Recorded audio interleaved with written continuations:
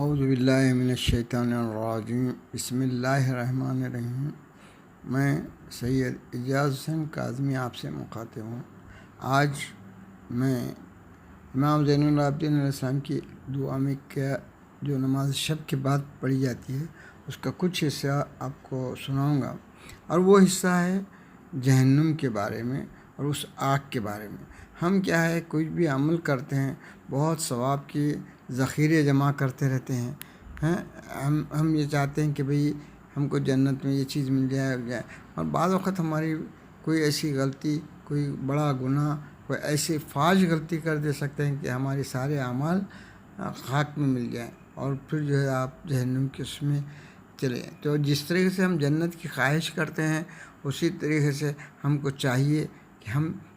دوزخ کے بارے میں بھی واقف رہیں، تاکہ دوزخ کا ڈر، جیسا متقی کی جو تعریف کی ہے امام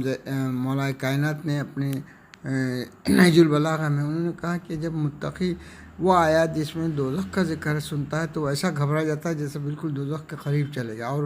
گھبرا کے گڑ گڑانے لگتا ہے، اور جب جنت کا ذکر سنتا ہے تو بہت خوش ہو جاتا ہے۔ ایسا دونوں چیزوں سے ہم کو پورا واقف ہونا چاہیے کہ دوزخ کس طریقے سے خطرناک قسم سے آپ کے جو ہے تو آپ کے گناہوں کا، آپ کے جو تو اللہ تعالیٰ سے جو آپ نے بغاوت کی، اللہ تعالیٰ کی جو نافرمانی کی، اس کا دوزخ میں جانے کے بعد آپ کا کیا حشر ہوگا، اس کو جو ہے ہم اس نماز شب جو 32 نمبر کی دعا ہے ہمارے صحیفہ کاملہ میں امام زین العابدین علیہ السلام کی، اس میں کچھ حصہ ہے جہاں پر جو ہے تو اس دوزخ کے گرمی، آگ اور اس کے واقعات کا ذکر ہے۔ تو آج ہم جو ہے وہی حصہ آپ کو میں سنانا چاہتا ہوں۔ اب دیکھیے یہ ہے ذکر یہاں پر شروع ہوتا ہے، بارہ الہ میں اس آگ سے پناہ مانگتا ہوں جس کے ذریعے تو نے اپنے نافرمانوں کی سخت گرفت کی ہے، اور جس سے تو نے ان لوگوں کو جنہوں نے تیری رضا و خوشنودی سے رخ موڑ لیا ہے ڈرایا اور دھمکا ہے، اور اس آتش جہنم سے پناہ مانگتا ہوں جس میں روشنی کے بجائے اندھیرا ہے۔ یعنی کبھی بھی ہم دیکھیے آپ آگ دیکھیں گے تو روشنی ہوگی، مگر وہ آگ ایسی ہے کہ وہ روشنی کے بجائے اس میں اندھیرا ہی اندھیرا ہے، کیونکہ جب دیکھیں گے آپ بہت آگ ہوتی ہے، کہیں اپن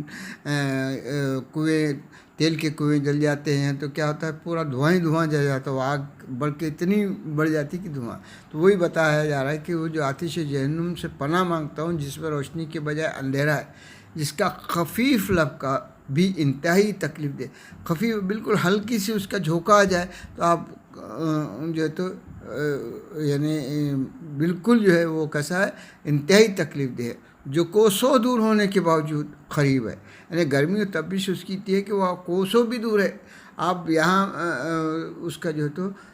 دور رہنے کے باوجود اس کی جو ہے آپ کو قریب کو جیسی تکلیف ہوتی ہے ویسی ہوگی۔ اس آگ سے پناہ مانگتا ہوں جو آپس میں ایک دوسرے کو کھا لیتی ہے۔ آپ دیکھیں گے آگ کیسی لپٹیں ایک دوسرے میں جاتی رہتی ہے نا، یہ آگ جاری اور پھر نیچے کی طرف جاری جیسا دکھتا ہے، تو ایک دوسرے کو آگ سے پناہ مانگتا ہوں جو آپس میں ایک دوسرے کو کھا لیتی ہے اور ایک دوسرے پر حملہ آور ہوتی ہے، جیسا کہ آگ ایسے بھیڑی ہے ایک دوسرے سے جاری کھا لیتی ہے۔ یہ جہنم کی آگ کا تصور سن لیجیے آپ، اور ایک دوسرے پر حملہ آور ہوتی ہے۔ اس آگ سے پناہ مانگتا ہوں جو ہڈیوں کو خاکستر کر دے گی۔ اب جب ایسی آگ ہوتی ہے اپنی ہڈی رہے گی کیا؟ اور دوزخیوں کو کھولتا ہوا پانی پلائے گی، دوزخیوں کو پھر کیا ہوگا، آپ اس آگ میں سے آپ کو پانی جو تو گرم پانی دوزخیوں کو پلایا جائے گا، اور اس آگ سے جو اس کے آگے گڑ گڑائے گا، اب گڑ گڑا رہے یار بھائی بچا لے کرے تو بھی وہ اس پر ترس نہیں کھائی، جو اس سے رحم کی التجا کرے گا اس پر رحم نہیں کری، اے آگ وہ آگ تو نہیں کر سکتی، کچھ بھی نہیں کری، جو اس کے سامنے فروتنی کرے گا اور خود کو اس کے حوالے کر دے گا، اس پر کسی طرح کی تخفیف کا اسے اختیار نہیں ہوا۔ آگ تو کیونکہ اللہ کے حکم سے کر رہی، وہ اس کو خود کچھ یعنی سہولت نہیں دے سکے گی اپنے جس کو وہ تکلیف دے رہی، جس کو وہ کری، تو کہ اللہ کے حکم سے وہ سب کچھ ہے۔ وہ دردناک عذاب اور شدید عقاب کی شعلہ سامانیوں کے ساتھ اپنے رہنے والوں کا سامان کری۔ بارہ الہ میں تجھ سے پناہ مانگتا ہوں۔ اب اس کے آگے جو ہے تو آگ کے بعد اب دوسری چیز کا ذکر ہے، میں تجھ سے پناہ مانگتا ہوں جہنم کے بچھوؤں سے، یہ جو بچھو ہیں جن کے منہ کھلے ہوئے ہوں، اور ان سانپوں سے جو دانتوں کو پیس پیس کر پھنکار رہے ہوں، اور اس کے کھولتے ہوئے پانی سے جو انتڑیوں اور دلوں کو ٹکڑے ٹکڑے کر دے گا اور سینوں کو چیر کر دلوں کو نکال لے گا۔ واہ خدایا، میں تجھ سے توفیق مانگتا ہوں ان باتوں کی جو اس آگ سے دور کرے اور اسے پیچھے ہٹا دے۔ اب یہ دعا ہی مانگنا ہے کہ بھئی ہم کو توفیق مانگتا ہوں ان باتوں کی جو ایسے کام کریں کہ یہ آگ ہم کو نہ چھوئے، ہم اس دوزخ میں نہ جائیں۔ خداوندہ، اب یہاں پر جو درود کا سوال آتا ہے، خداوندہ محمد اور ان کی آل پر رحمت نازل فرما، اللہم صلی اللہ محمد وعلی، اور مجھے اپنی رحمت فراواں کے ذریعے اس آگ سے پناہ دے،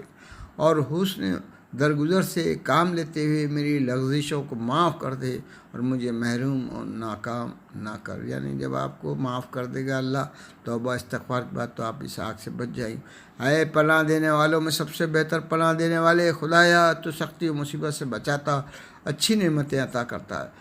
جو چاہے وہ کرتا ہے، تو ہر چیز پر قدرت رکھتا ہے۔ اب یہاں اس کے بعد جو تو ہم درود کے ذریعے ہے حضور کے اوپر جو تو رحمت کا درود کا جو دعا کریں گے، اب یعنی اس آگ سے بچنے کے لیے ہم کو یہی دعا کرنا پڑے گی، اے اللہ جب بھی نیکوکاروں کا ذکر آئے تو محمد اور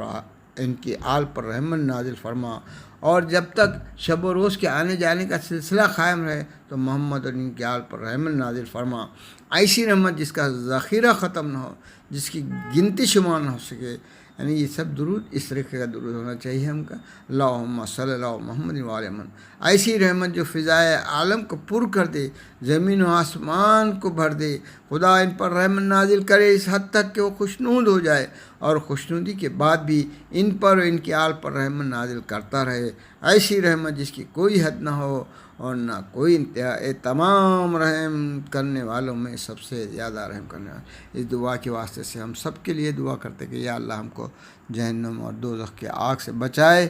اور ہم کو بخش دے، ہماری توبہ و استغفار کو قبول کر لے، اور تمام مومنین کو جنت کا حقدار بنا دے، اور تمام اہل بیت کے چاہنے والے جنت میں جائیں، اور ہم کامیاب زندگی یہاں سے گزارے۔ وآخر دعوانا ان الحمدللہ رب العالمین، اللہم صلی اللہ محمد و آل محمد۔